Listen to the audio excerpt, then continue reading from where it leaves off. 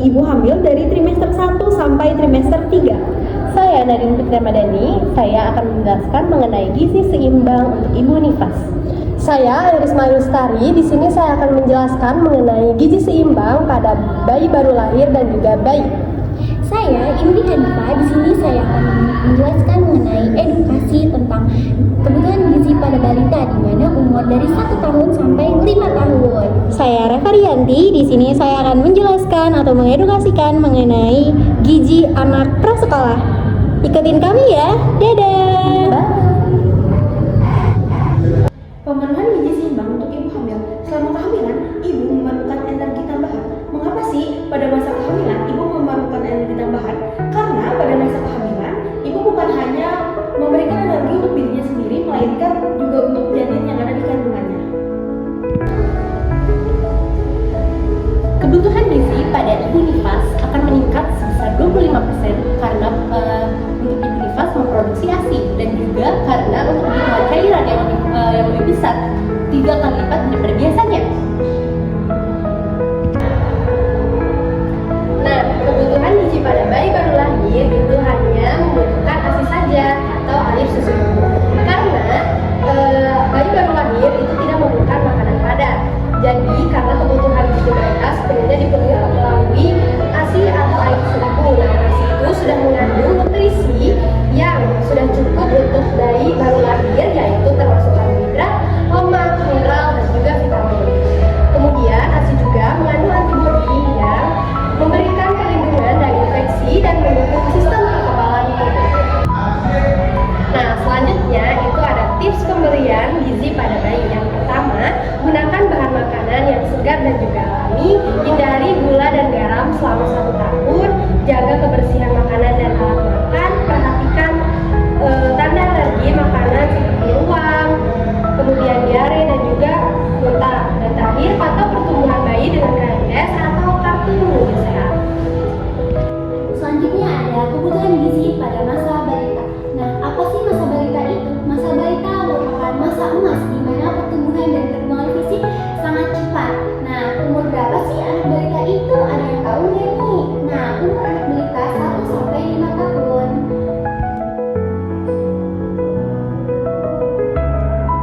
Anak prasekolah merupakan anak yang berada pada usia 3 sampai 6 tahun. Ini merupakan sebuah fase pertumbuhan dan perkembangan yang sangat besar. Untuk itu, kita sebagai orang tua harus memenuhi gizi anak kita untuk mendukung kualitas dan tumbuh kembang anak kita. Assalamualaikum Ibu. Sebelumnya perkenalkan, saya Rinal Sabila. Saya merupakan mahasiswa kebidanan dari Unsika semester 2. Nah, kali ini tuh saya ada tugas untuk mengedukasi kepada ibu hamil terkait gizi selama kehamilan. Nah, di sini saya untuk memulai dulu ya. Nah, di sini ada gizi seimbang nih untuk ibu hamil. Nah, mengapa sih pada saat kehamilan itu perlu banget nih untuk asupan gizi? Karena kan pada saat kehamilan itu ibunya bukan hanya untuk ibunya sendiri ya gizinya juga, namun dibagi juga kan sama janin. Nah, untuk tambahan energi itu pada trimester 1 itu ada tambahannya sekitar 180 kalorinya per hari. Terus dari trimester 2 sampai 3 itu meningkat lagi nih dari 300 sampai 400 kalori per hari. Nah, bagaimana sih supaya kita bisa memenuhi kebutuhan energi tambahan tersebut? Yang pertama itu ibu bisa mengonsumsi makronutrien seperti karbohidrat kompleks, diantaranya ada nasi putih, nasi merah, gandum, kemudian ada kentang, oatmeal, maupun ubi. Jadi ibu kalau misalkan bosen nih sama nasi gitu, mungkin bisa diganti ya sama kentang ataupun ubi. Terus yang kedua itu ada protein, ada ikan, daging, terus ada tahu, tempe, susu, dan juga produk olahannya seperti keju, yogurt. Dan di sini ibu ada alergi sama protein. Oh, alhamdulillah ya. Makan semua. Alhamdulillah. Makan semua. Iya. Terus yang ketiga itu ada lemak sehat nih ibu, kayak alpukat, minyak zaitun, kacang-kacangan. Terus sama ikan yang berlemak kayak ikan sarden, salmon, ikan kembung, kayak gitu ibu. Nah, selain dari makronutrien itu ibu juga bisa mengonsumsi mikronutrien kayak asam folat, Contoh makanan yang asam folat itu kayak sayuran hijau, kacang-kacangan, terus juga suplemen asam folat nih. Nah, mengapa sih asam folat itu penting? Karena asam folat itu bisa mencegah cacat tabung nih pada bayi gitu. Kemudian yang kedua itu ada zat besi nih, supaya si ibunya itu enggak anemia. Ada daging merah, contoh makanannya kayak hati sapi, dan juga ada bayam, dan juga ibu bisa mengonsumsi tablet tambah darah setiap hari. Nah, terus yang ketiga itu ada kalsium. Nah, kalsium ini tuh penting untuk pembentukan tulang pada janin. Contoh makanannya itu ada susu, keju, yogurt, brokoli, dan juga ada tahu. Selanjutnya itu ada yodium dan juga seng. Yodium dan seng ini itu penting untuk pembentukan otaknya pada bayi. Kemudian ada vitamin D itu untuk agar bisa penyerapan kalsium secara maksimal. Ibunya itu bisa berjemur mungkin ya di pagi hari, Ibu. Nah, selanjutnya ada cairan juga nih. Ibunya itu harus minum air putih itu minimal 8 sampai 10 gelas per hari untuk mencegah dehidrasi dan juga sembelit. Nah, jangan lupa ibunya itu harus menghindari nih kayak rokok, mungkin asap rokok juga harus dihindari ya, Bu. Untuk kafein yang berlebihan juga. Ibu sering minum kafein? Kopi. Iya. Tapi enggak sih di ini semenjak hamil di apa namanya? Di stop ya? Enggak di stop. Kurangi ya. Seminggu sekali tetap ngopi. Ya, nggak apa-apa.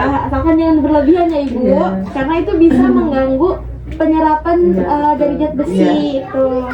Terus mengurangi atau menghindari makanan setengah mentah, iya, kayak sushi, telur setengah matang.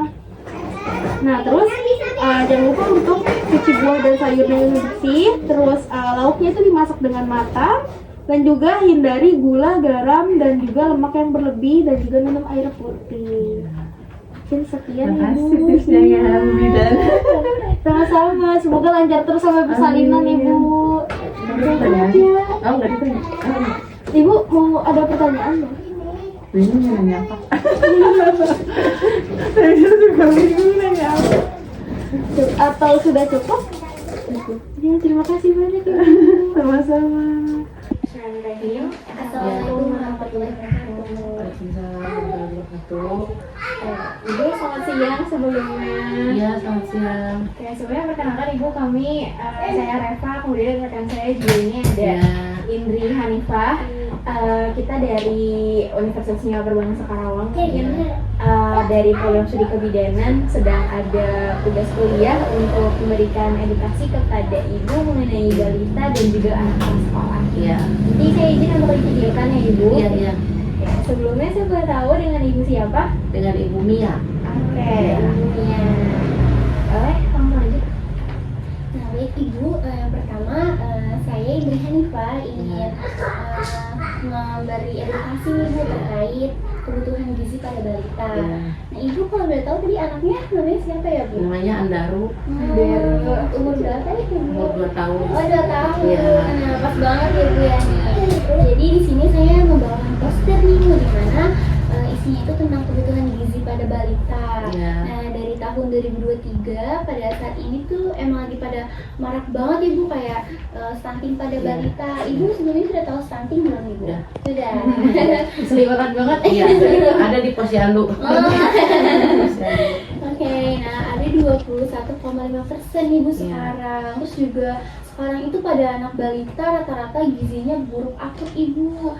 Nah, itu tuh mencapai angka 8,5% Ibu. Nah, gimana sih cara kita buat mengurangi atau bahkan mencegah Ibu? Iya. Nah, masa balita ini kan adalah masa emas ya Bu ya, di mana pertumbuhan dan perkembangan fisik serta mental yang sangat cepat ya Bu, Iya. di mana penggunaan gizi yang tepat sangat penting Ibu, apalagi kan Ibu punya balita nih Ibu Iya. ya. Nah, untuk mendukung pertumbuhan optimal, perkembangan otak, seperti berpikir, berbicara, lalu daya tahan tubuh, untuk mencegah segala hal-hal penyakit atau infeksi ya Bu ya, serta mencegah stunting dan penyakit lainnya. Nah, Ibu, gizi yang seimbang itu berisi karbohidrat, protein, lemak, vitamin, dan mineral.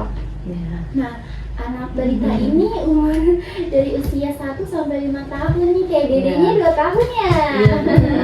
Nah, itu tuh dukungan tumbuh kembang anak dengan gizi seimbang dan kebiasaan sehari-hari itu ada nih Bu. Yang pertama, membiasakan anak makan 3 kali sehari, pagi, siang, dan malam. Nah, kalau dari Ibu untuk kasih dedenya kira-kira gimana Bu? Sama 3 kali. 3 Pagi, kali siang, ya, Bu. sama kadang sore, kalau malam udah tidur. Oke, itu bersama keluarga nih Bu, Iya. atau kadang cuma berdua aja sambil nyuapin gitu Bu? Iya berdua, kadang jalan-jalan kemana aja. Iya, itu bagus Makan. Bu. Justru biar makannya tuh mau ya Dek. Lalu memenuhi gizi anak dengan makanan kayak protein seperti ikan, Iya. telur, tempe, susu, dan tahu Ibu. Iya. Lalu memenuhi gizi anak dengan mengkonsumsi sayur-sayuran dan buah-buahan. Nah Ibu setiap pagi atau siang sore ada kasih cemilan buah nggak Bu? Kasih sih semangka kayak gitu, melon.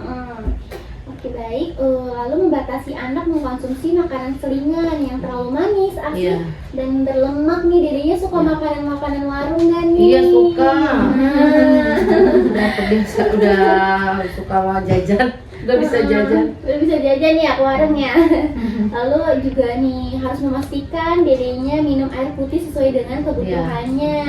Nah, di mana kebutuhan cairan anak itu dari umur 2 nih, kayak dedenya 2 sampai 3 tahun sekitar 1300 ml Ibu. Nah, kalau umur di atas 3 tahun itu sekitar 1700 ml Ibu. Nah, ibunya untuk anaknya kira-kira ini enggak kebutuhan cairannya ada yang terganggu gitu Bu, atau kesulitan? Enggak ya Bu? Masih minum susu nggak dedenya? Susu masih, susu botol tapi susu botol. Oke Ibu, lalu membiasakan bermain bersama anak dan melakukan aktivitas fisik setiap harinya.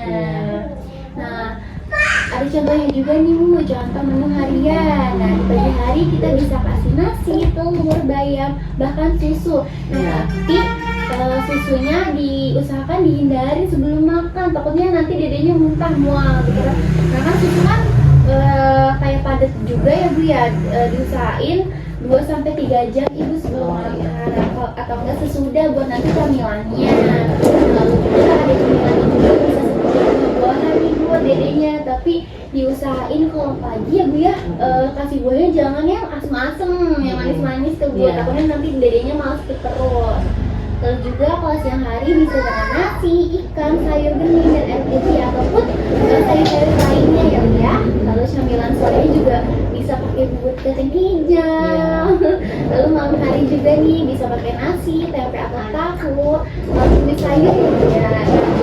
Bisa juga kasih susu dedenya sebelum tidur. Iya pasti kalau sebelum tidur harus minum susu. Iya, berarti seimbang ya dedenya nih ya.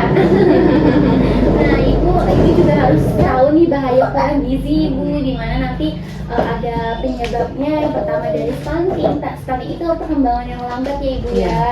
Ibu mengenai stunting, apa yang Ibu sudah tahu nih? Cuman kekurangan gizi aja.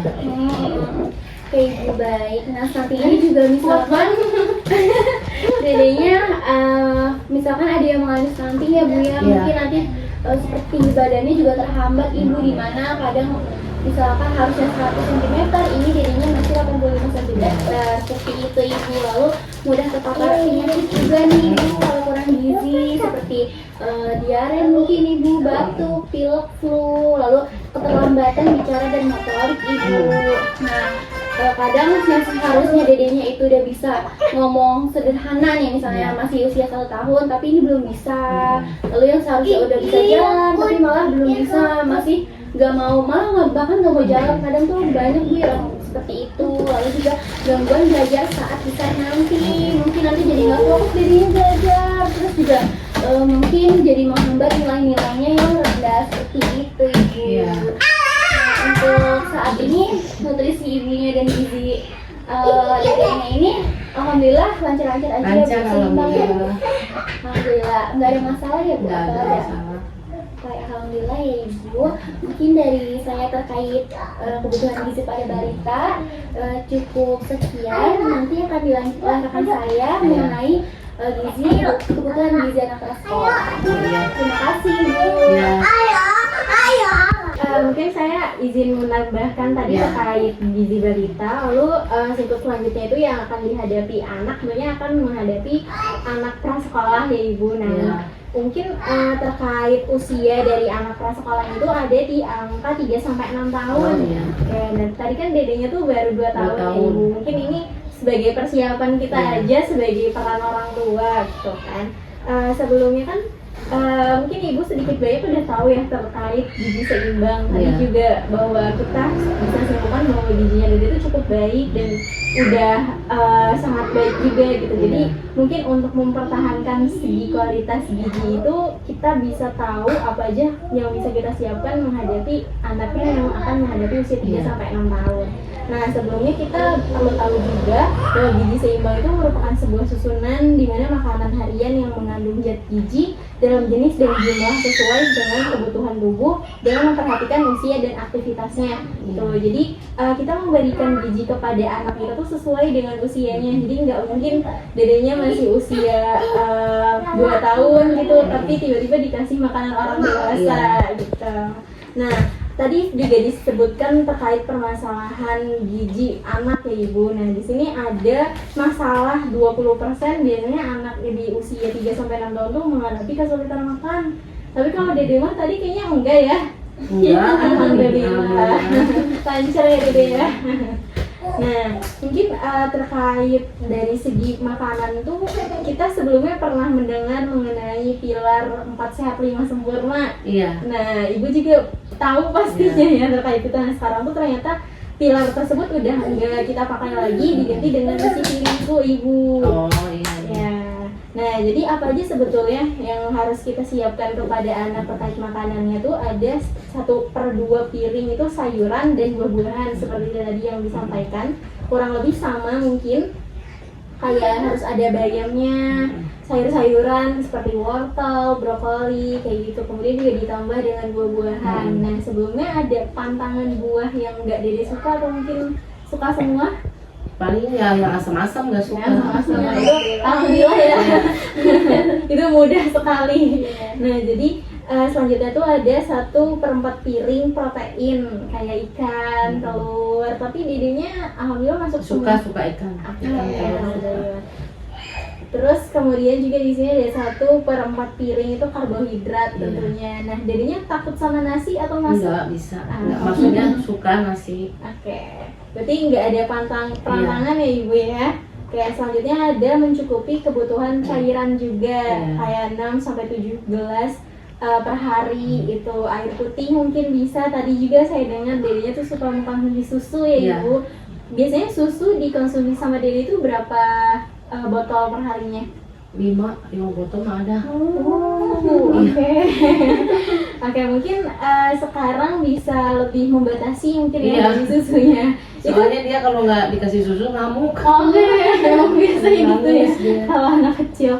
Oke, tadi mungkin sempat disinggung mengenai permasalahan gizi tentang stunting ya, yang bermasalahan kurang. Iya. Tapi ternyata ada juga tentang obesitas Ibu. Oh, iya. Nah, mungkin kalau obesitas itu malah kelebihan gitu ya. Iya. Nah, apalagi tadi melihat dedenya itu sering mengkonsumsi susu Iya. sampai 5 gelas, itu mungkin kita bisa menghindari itu atau membatasi, tapi tetap nggak apa sebetulnya susu dikasih itu. Iya.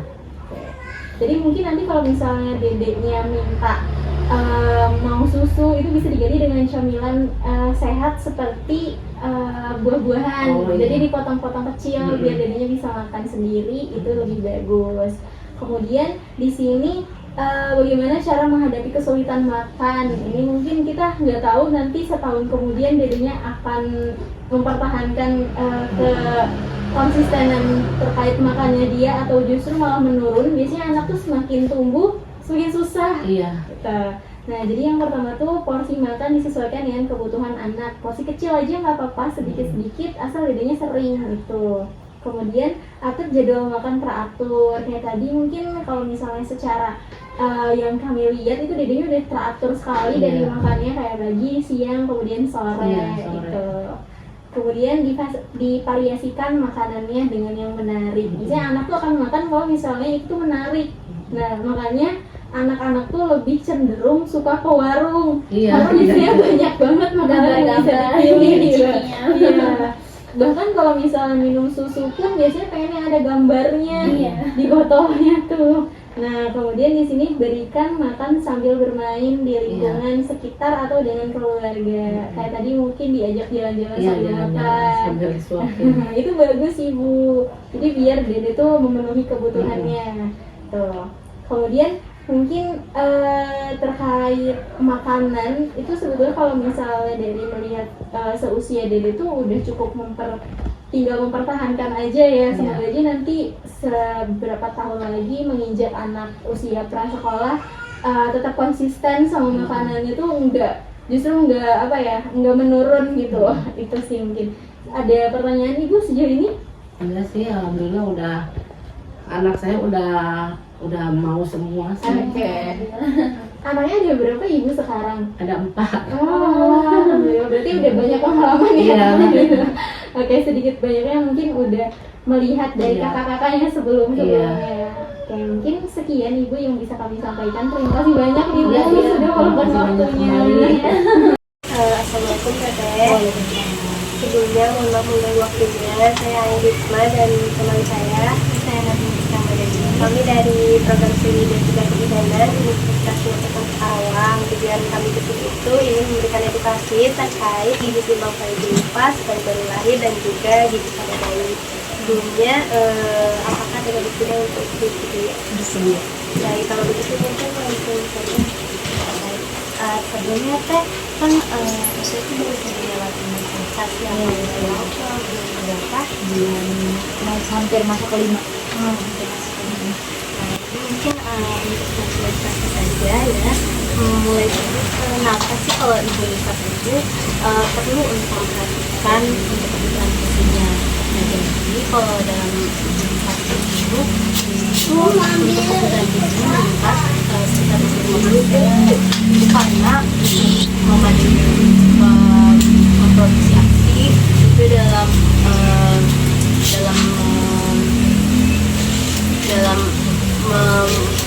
memperbaiki dalam sistem organnya yang baru saja melahirkan ya. Nah, selain itu juga untuk kebutuhan cairannya yang bertambah 3 kali lipat juga. Nah, untuk gizi seimbang itu dia itu kenapa sangat penting, karena dia itu mempercepat untuk pemulihan setelah melahirkan, itu yang pertama. Yang kedua itu membantu produksi ASI yang lancar, itu ibu gizi. Terus juga mencegah anemia, infeksi, dan ibu supaya mencegah ibu supaya tidak terlalu cepat lelah. Terus juga mendukung untuk tumbuh kembang bayi sejak dini, juga untuk menjaga daya tahan tubuh saat masa nifas juga. Nah, untuk kebutuhan kalorinya itu sekitar 2.400 sampai 2.500 kilokalori per hari. Dan kalau untuk ibu nifas yang 6 bulan pertama itu untuk kebutuhan kalorinya meningkat sekitar 700 kilokalori per hari. Namun kalau buat yang setelah 6 bulan itu bertambah 500 kilokalori per hari. Nah, kenapa itu ada perbedaan gitu ya? Karena kalau buat 6 bulan pertamanya kan dia bertambah 700 lebih banyak, itu karena masa awal-awal penyembuhan gitu, jadi harus lebih banyak gitu, membakar kalori lebih banyak. Nah, kalau yang setelah 6 bulan itu dia berkurang, jadi untuk pertemuan cuma 500 kilokalori karena sudah mulai membaikkan kondisinya setelah 6 bulan itu. Nah, untuk apa saja yang harus ada di makanan, mungkin ada protein, karbohidrat, lemak sehat, sama serat. Nah, buat proteinnya bisa dari telur, ikan, ayam, bisa juga dari tempe, tahu, ataupun susu juga bisa. Nah, kalau karbohidrat bisa dari nasi, jagung, singkong, gandum, bisa dari kentang, terus bisa dari ubi juga. Nah, kalau buat lemak sehat itu bisa dari alpukat, bisa dari kacang-kacangan, biji-bijian juga bisa. Nah, kalau buat serat itu bisa dari sayuran, hijau, buah, terus juga bisa dari beras merah juga bisa. Nah, untuk selain itu juga di luar dari ini itu bisa juga untuk mengkonsumsi lebih banyak zat besi, asam folat, terus juga kalsium sama vitamin A. Nah, sumbernya itu kalau buat dari zat besi itu bisa dari daging merah, bisa dari hati ayam, bisa dari bayam juga bisa. Buat kalau asam folat itu bisa dari sayuran hijau, bisa dari alpukat, bisa dari jeruk juga, bisa dari kacang merah juga bisa. Buat kalsium itu bisa dari susu, ya, dan produk lainnya olahannya itu juga bisa dari ikan teri, bisa dari tahu, tempe, brokoli juga bisa. Nah, kalau buat vitamin A itu bisa dari wortel, bisa dari labu, bisa dari telur, bisa dari susu, bisa juga dari minyak ikan. Nah, untuk kandungan-kandungan di sini itu masing-masing memiliki perannya sendiri, terus juga cukup penting. Nah, misalkan kalau buat protein itu buat itu membantu untuk penyembuhan lukanya kalau protein. Nah, kalau untuk karbohidrat itu membantu, kan kalau karbohidrat itu sumber energi ya teh. Nah, jadi supaya nggak cepat lelah, karbohidrat itu harus dikonsumsi. Terus juga konsumsinya harus dalam jumlah yang disarankan untuk pengajiannya gitu. Terus juga kalau serat itu kan kadang kalau awal-awal setelah melahirkan kadang kan suka kayak keras gitu pas di BAB. Itu makanya serat itu kan dapat mencegah gitu dalam kayak susah gitu. Terus kalau lemak sehat itu juga kan penting itu, misalkan kalau lemak sehat masuk ke ASI itu bagus buat kayak imunitas buat bayinya. Nah, kalau buat zat besi kan itu udah jelas kayak buat mencegah anemia gitu ya teh. Terus kalau asam folat buat perkembangan dari si dede bayinya, itu buat perkembangan otak, perkembangan kayak sistem saraf gitu ya. Terus kalau buat kalsium itu buat perkembangan tulang dari dede bayinya kan setelah dilahirkan dari ASI gitu. Terus kalau vitamin A juga buat imunitas, buat buat pembentukan area mata, otak juga gitu. Itu pentingnya buat masing-masing dari komponen itu. Nah, kalau akibatnya kalau kekurangan gizi itu teh bisa produksi ASINya bisa berkurang, bisa juga luka pada jahit, misalkan kalau dijahit itu lukanya bakalan kayak lebih lama sembuhnya. Terus juga bisa menyebabkan anemia pada tetehnya juga, bisa menyebabkan infeksi juga pada luka jahit kalau itu. Sekian dari saya, jika ada yang ada yang mau ditanyakan kan kalau cukup gitu. Baik, mungkin lanjut ke bayi-bayi lain ya teh. Tadi tuh dedenya udah bulan ya? Jalan 5 bulan. Ya, berarti udah lewat ya bayi-bayi lainnya, tapi kan sudah terlewati gitu. Tapi kan teh tahu ya kalau bayi baru lahir itu usia rentangnya 0 sampai 28 hari. Nah, pada periode ini kebutuhan gizi bayi itu sangat tinggi karena sistem pencernaan sama metabolisme ini dalam tahap perkembangan. Jadi penting banget gitu.